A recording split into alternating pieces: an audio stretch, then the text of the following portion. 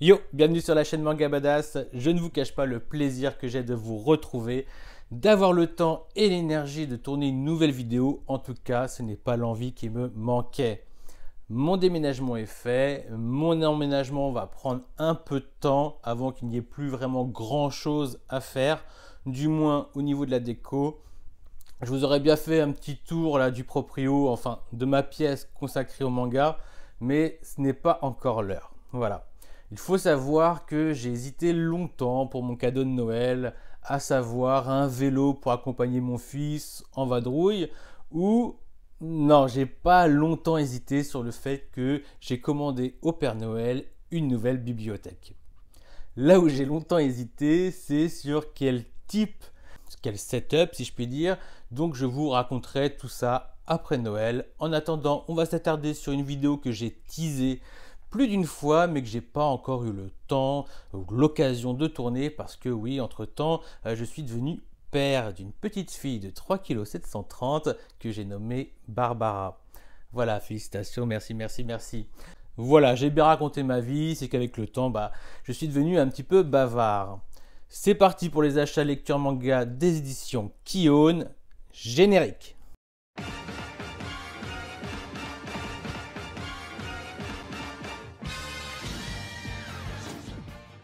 Et je vous arrête tout de suite, je n'ai pas eu de retour quant à ma demande de partenariat avec la maison d'édition. Donc c'est bien un achat lecture manga. On les connaît, les achats manga dont les trois quarts sont des services presse. Voilà. Allez, on ne perd plus de temps, on attaque avec Souvenir des Manants.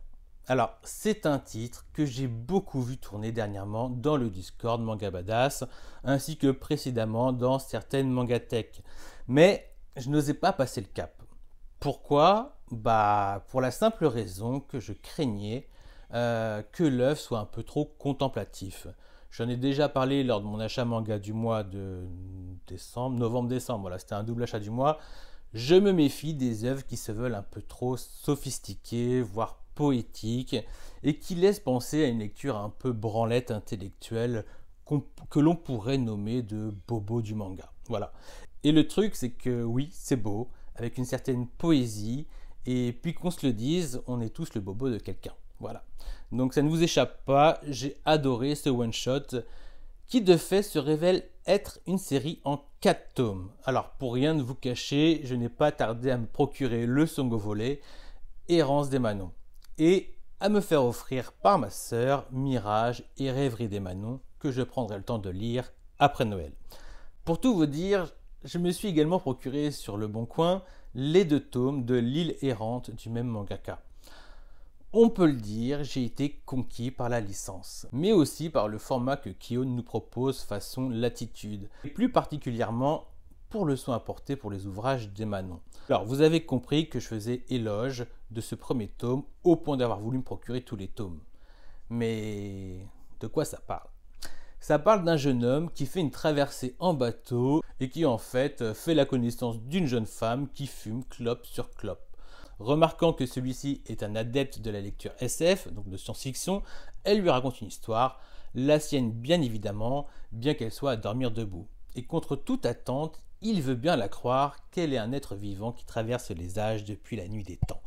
Je ne vous en dirai pas plus, c'est très bien écrit, le récit est maîtrisé du début à la fin, on pourrait largement se contenter de ce tome, mais je vous mets au défi de résister à la tentation d'en vouloir encore. Et pour tout ce que je vous ai dit, je lui donne la note de 18 sur 20. Donc je lirai Errance des Manons, Mirage des Manons, Rêverie des Manons, les 2 tomes de L'île errante prochainement et je vous ferai un petit rapport.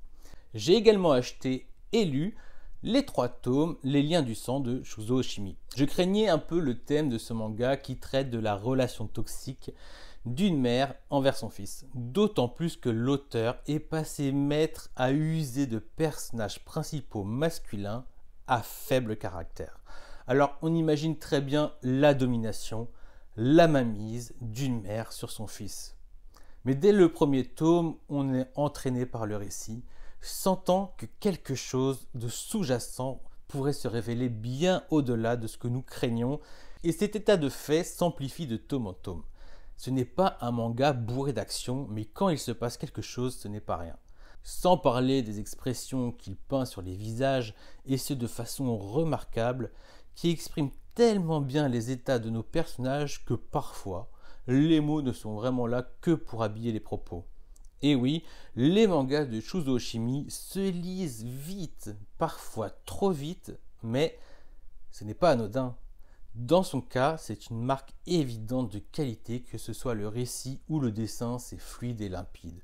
Les personnages sont plus vrais que nature, et même si le sujet pourrait en rebooter plus d'un, car malaisant, voire malsain, les tomes se dévorent. Et rien que pour ça, ça mérite un 17 sur 20. J'ai également acheté les 2 premiers tomes, Les Fleurs du Mal, toujours de l'auteur Shuzo Oshimi. Alors voici une œuvre dont je suis plus modéré après la lecture du premier tome. La première chose qui m'a frappé, c'est le dessin un peu plus net, voire plus ou trop simple, je ne sais pas, mais après vérification, il est surtout plus jeune.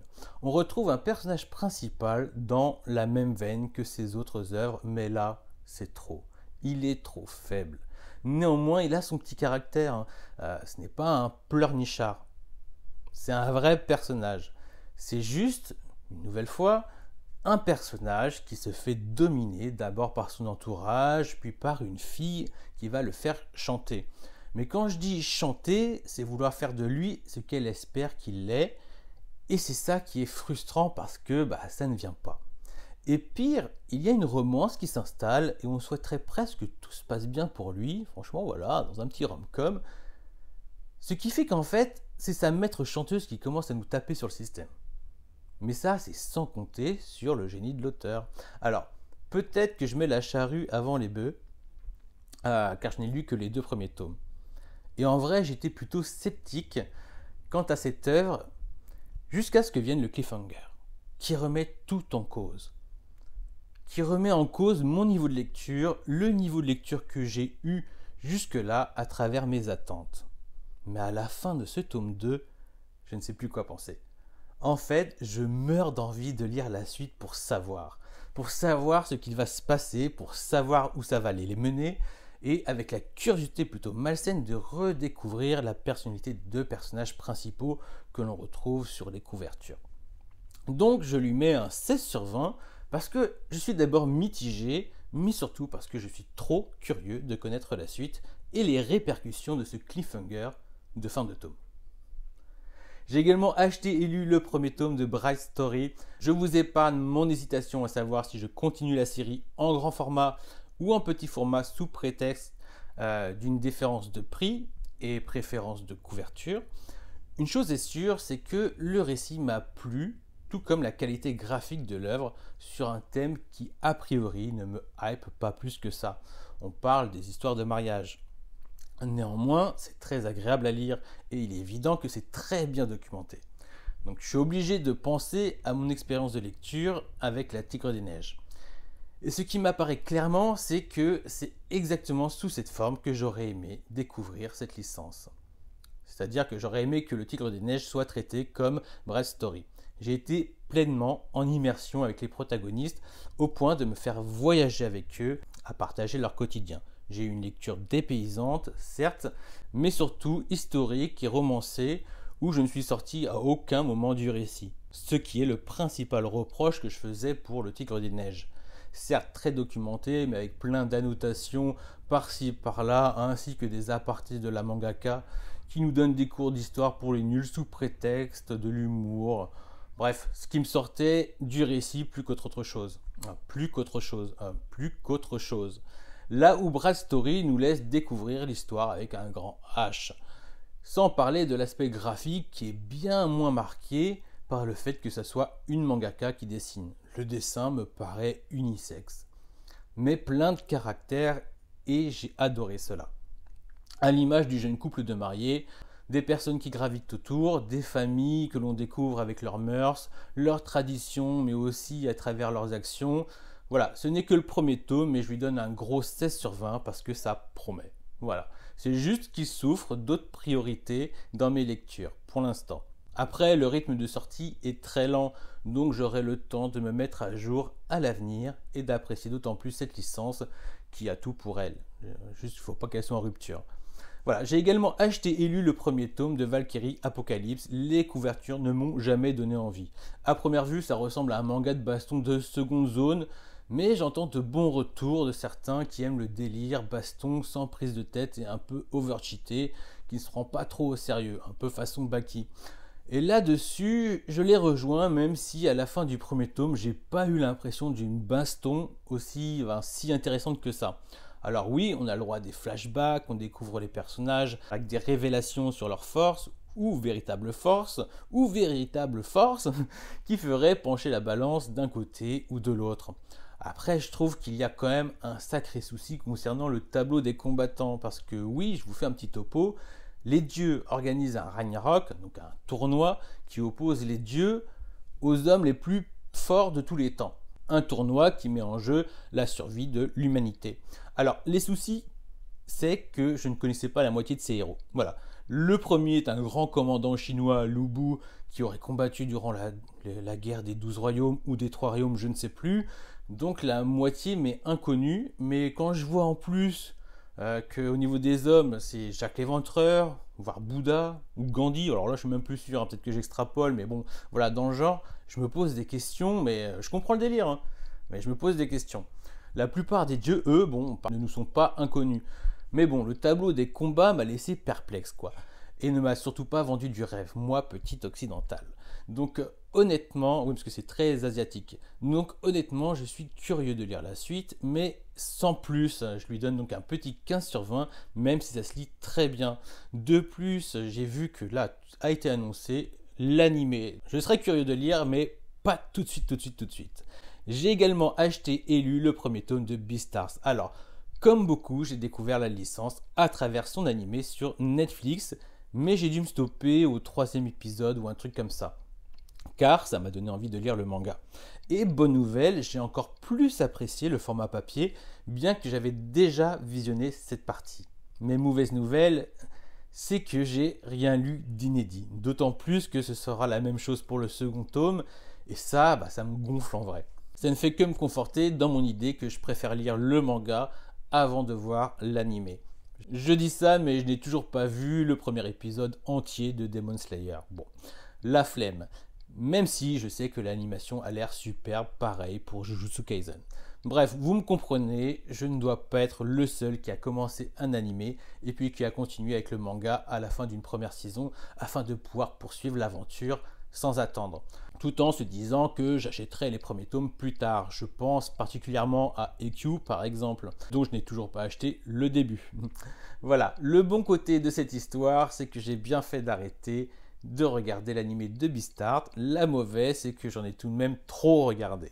Voilà, néanmoins, j'ai hâte de lire la suite, de lire de l'inédit, car je trouve le titre très juste dans ses dialogues et ses dessins, même si au premier abord, ça ne paye pas de mine. Petite remarque comme ça, j'ai trouvé le cerf beaucoup plus hautain dans la version animée que dans la version manga. Voilà, c'est tout, c'était juste une petite remarque comme ça. Et donc, spoilé comme je l'ai été, je ne peux donner qu'un 16 sur 20 à ce premier tome. Et j'espère que mes notes iront crescendo au rythme des tomes que je lirai. J'ai également acheté et lu le tome 1 de Emblem of Reto, donc on parle de Dragon Quest. Pour être tout à fait honnête avec vous, j'avais certains préjugés concernant toutes les autres séries tirées de l'univers de Dragon Quest, autres que celle de la quête de Dai.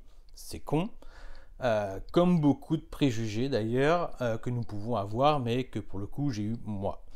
Il faut dire que je ne suis vraiment pas fan des spin-offs en temps normal, bien qu'il faut le dire, il y a toujours des exceptions.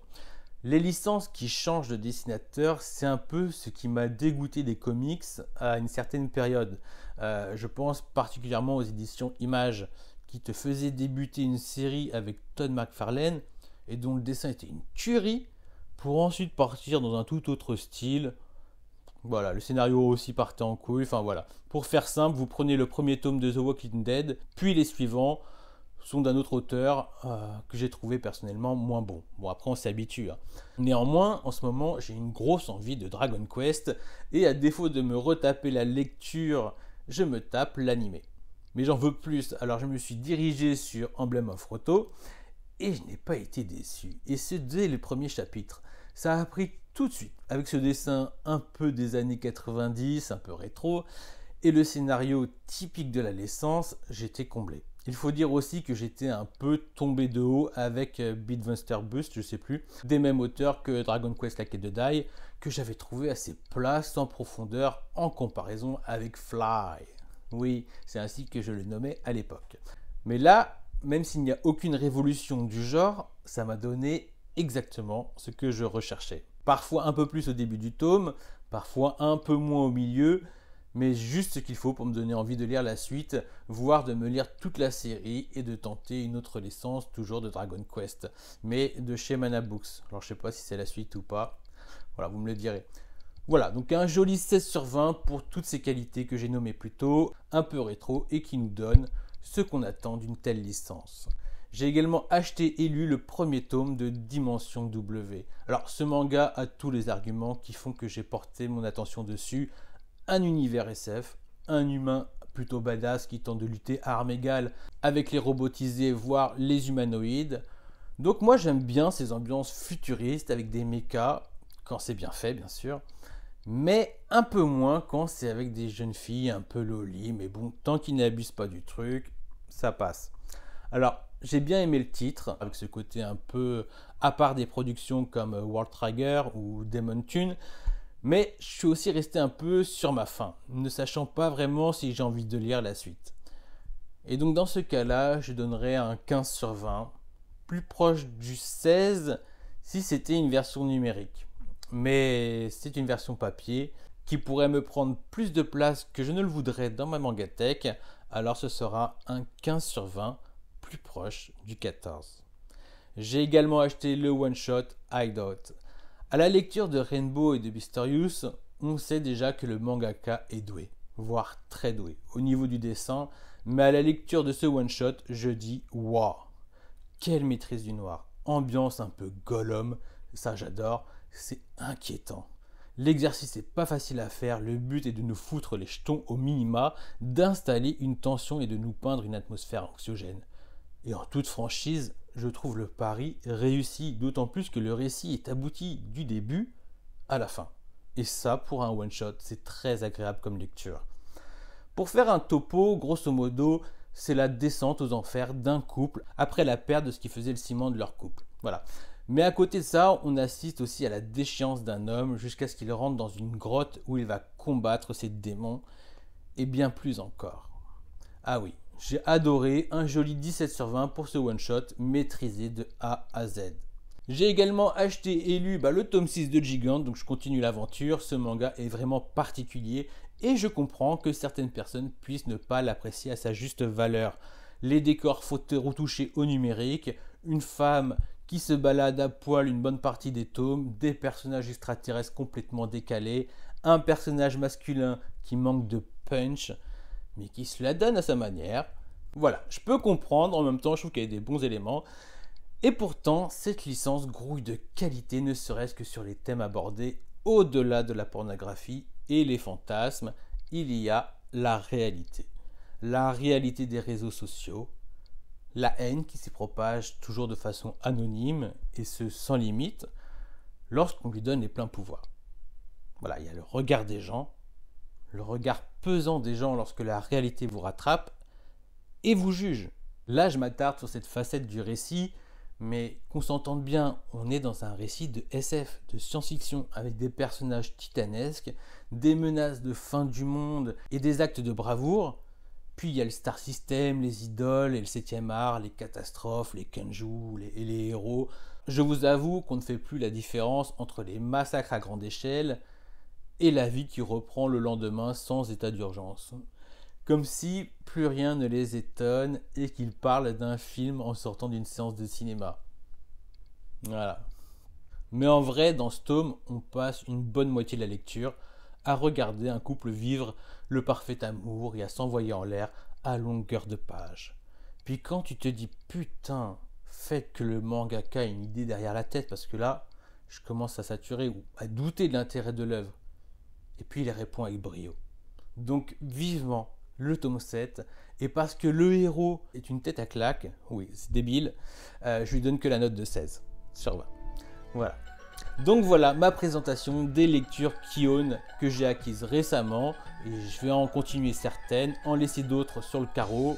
En attendant, de toute manière, je vous tiens au courant et je vous promets la même vidéo avec les éditions Comico. Sur ce, je vous dis à bientôt, prenez soin de vous et bonne fête. Ciao!